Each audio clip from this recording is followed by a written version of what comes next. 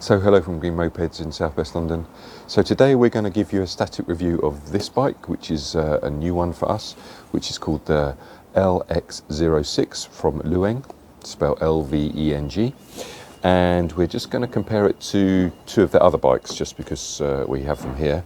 So this is the LX08 and this is the LX05. This one's also known as the Amoco Sender. Okay, so these are 125cc licenses and it's a 50cc license, but we thought we'd just line them up and give you insight into them and hopefully help you make an informed decision. So let's get to it. So just to talk a little bit about LVeng themselves, as we normally do, they are actually about 100 miles outside of Shanghai. They have 12 bikes in their range, and these are 3 of them. There is, for example, a 28 mile an hour of this LX08. So if you look on their website, this is called the LX08 Max, and the standard LX08 is a 28 mile an hour version. Okay, so we call it the LX08 over here, Lexmoto LX08, but it's actually the LX08 Max that you're looking at. This one, the LX05, is known over here as I said, the Electric Motorcycle Company Sender, SENDA, but it is the LX05 underneath. And then you have this one, the LX06, which is the one we're going to talk about. Okay, but LVeng do have, as I said, 9 other different models in their range. There's an LX04, there's a 3-wheeler with 2 wheels at the back, sort of armchair style bike, which looks quite interesting. But these are the 3 that we currently get in the UK at the moment. So I guess the first thing to say is, well, what would you compare this LX06 to? You know, if you're looking at sort of classic bikes like, you know, the EV2000 in the back, but you wanted something a bit faster, then your choices are sort of limited down to this one, the Artisan EVC, and the Amoco Ultra. Those 2 are identical bikes, other than a few differences in terms of things like one's got an external USB port, another one's got an internal USB port in a little cubby hole. The Amoco Ultra comes with data tag, whereas the EVC comes with 3 years warranty, breakdown cover rather. But they are really the only sort of Lambretta style comparison to this bike. I have to say I quite like this sort of interpretation. It's sort of like a modern twist to the sort of classic design, but with a nod to it, for example, with the white wall tyres. Okay, but technically this is a 4 kilowatt bike, so that's the same as the EVC and the Ultra. Okay, 4 kilowatts.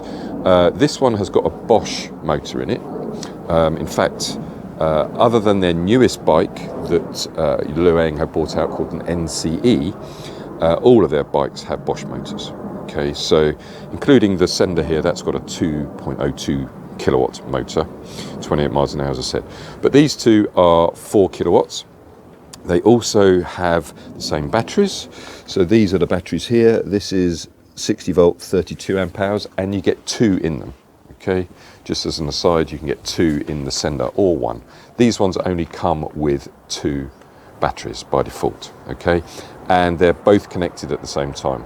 On the Sender, you physically swap the cables. Okay, so just to maybe help you with the comparison to an EVC or Ultra. So 60 volts, 32 amp hours times 2. Okay, compare that to 72 volts, 40 amp hours. Okay, another way of looking at that is 72 volt, 20 amp hours times 2. But whichever way you do it, the EVC and the Ultra have 2.8 kilowatt hours of battery. Okay, and as we've said before, kilowatt hours, or amp hours if you like, but kilowatt hours, if all things are equal, the more kilowatt hours you have, the more range you will get. Okay, it sort of goes without saying. So if you compared this bike to an Artisan EVC or the Amoco Ultra, this one has 3.8 kilowatt hours, and the other 2 have 2.8 kilowatt hours. So they are, as I said, got the same power motor, 4 kilowatts, but this one, just based on the maths alone, will go further by about 20%. Okay, so if range is what you're interested in or need, then, but you like either or, this would be the one to choose just on that basis. Okay. You might also like to think, well, what about NIU and all of those sorts of people? So NIU, they do 60 volt, 29 amp hour batteries on their NQI GTS. So again, just by the maths, if all things were equal, this would get you more, because it is about, what, 29 to 32, what's that, 10% more, 15% more? So if all things were equal, this would go further, simply on that basis. Okay, so the quoted range on this bike is 62 miles, so about 30 miles each battery. You know, we always like to sort of knock off 20% from that, but let's say it's 50, 55 miles, something like that. And you see down here, you've got a charger, and this is a 5 amp charger, okay, 5 amps, okay, and it's got these Jigori, which I like to mention, Jigori clips. So what that means is they are very solid, a very good connection. They can't pop out like you get on some bikes, okay. So they're both stored underneath here,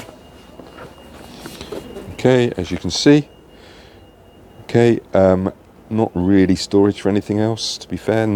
Certainly not a helmet, but you would get the charger under there, I would think. Okay.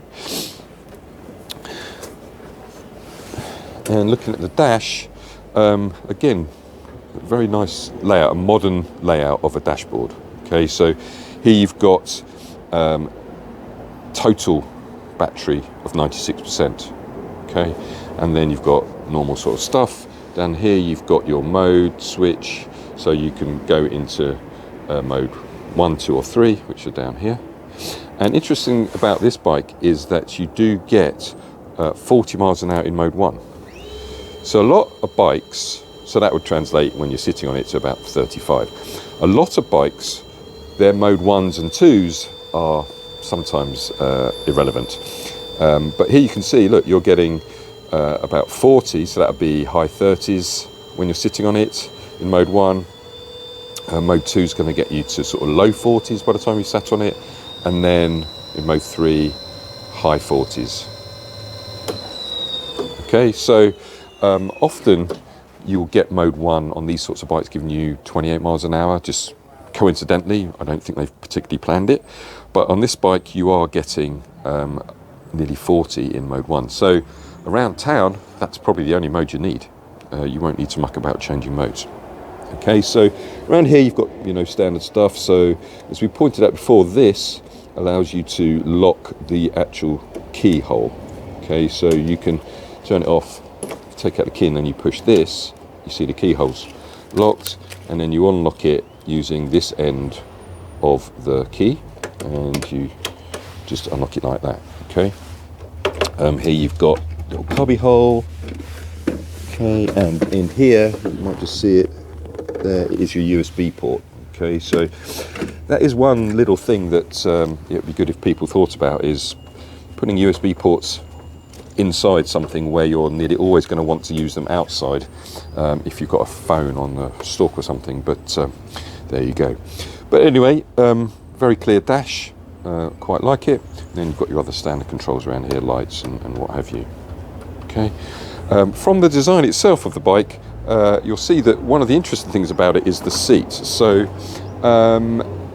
it's unique in terms of the bikes that we do, in as much as, okay, there's two parts to the seat, but the second seat is lower than the front seat.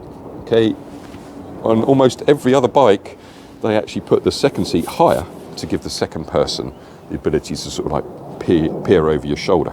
But on this one, for whatever reason, and it doesn't particularly bother me, they've put it lower, but that's just a choice they've made. Here you see they've included a rack, so that's obviously a good thing.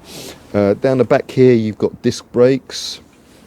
You've got disc brakes front and back, and you've also got CBS. Okay, because it's a 125cc bike, you have to have CBS.